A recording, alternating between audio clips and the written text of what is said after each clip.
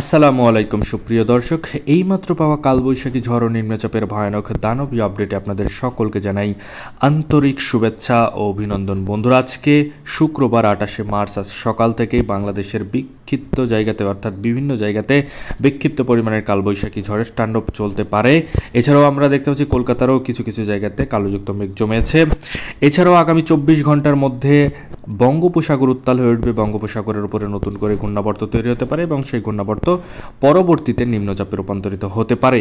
এছাড়াও আবহাওয়াবিদরা জানিয়েছে বাংলাদেশের বেশ কিছু জায়গাতে কালোযুক্ত মেঘের ভয়ানক আকার ধারণ করতে পারে এবং সেখানে কিন্তু ঝড় বৃষ্টির তাণ্ডব চালাতে পারে। এই আপডেটগুলি আপনারা দেখতে চলেছেন আজকের এই ভিডিওতে, তাই দয়া করে সম্পূর্ণ ভিডিওটি দেখবেন এবং আপনি কোন জেলা থেকে আমাদের এই ভিডিওটি দেখছেন সেটা অবশ্যই কমেন্টে গিয়ে জানাতে ভুলবেন না। তাহলে চলুন আজকের এই ভিডিওটি শুরু করা যাক।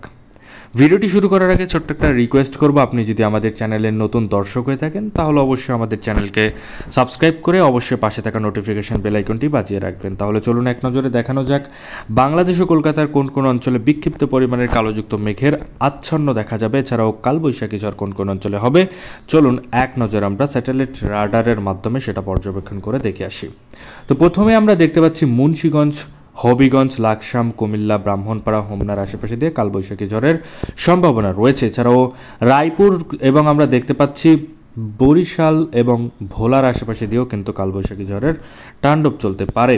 এছাড়াও মাদারীপুর, ফরিদগঞ্জ, সেনবাগ, মতিরহাট, বরিশাল এবং পিরোজপুর থেকে শুরু করে মাথাবেড়িয়া, কলাপাড়া, লালমোহনের আশেপাশে কালবৈশাখী ঝড়ের তাণ্ডব চালাতে পারে। এছাড়াও দীঘিনালা, খাগড়াছড়ি, মণিকছড়ি থেকে শুরু করে ফটিকছড়ি উপজেলার আশেপাশে দিয়েও কিন্তু একই ধরনের আপডেট থাকতে চলেছে। এছাড়াও আমরা দেখতে পাচ্ছি ময়মনসিংহ, সরিষাবাড়ি, মাদান, কিশোরগঞ্জ, লাখাইয়ের আশেপাশে দিয়েও কিন্তু কালোযুক্ত মেঘের আচ্ছন্ন দেখা যাচ্ছে। এবং আমরা দেখতে পাচ্ছি কলকাতার সমস্ত জায়গায় ফাঁকা থাকবে, কোনো কোনো জায়গাতে হতে পারে কালোযুক্ত মেঘের, কিছু কিছু জায়গাতে হালকা থেকে মাঝারি ধরনের মেঘ দেখা যেতে পারে, তবে ঝড় বৃষ্টির সম্ভাবনা নেই। এছাড়াও দুপুর 1টার পর থেকে কিন্তু আমরা দেখতে পাচ্ছি কোনো ধরনের ঝড় বৃষ্টি নেই এবং দুপুর 3টা, 4টা এবং 5টা, 6টা, 7টা পর্যন্ত বাংলাদেশের কোনো ধরনের ঝড় বৃষ্টি নেই, তবে সিলেট অঞ্চলে কিছু জায়গাতে মেঘলাযুক্ত আকাশ থাকতে পারে।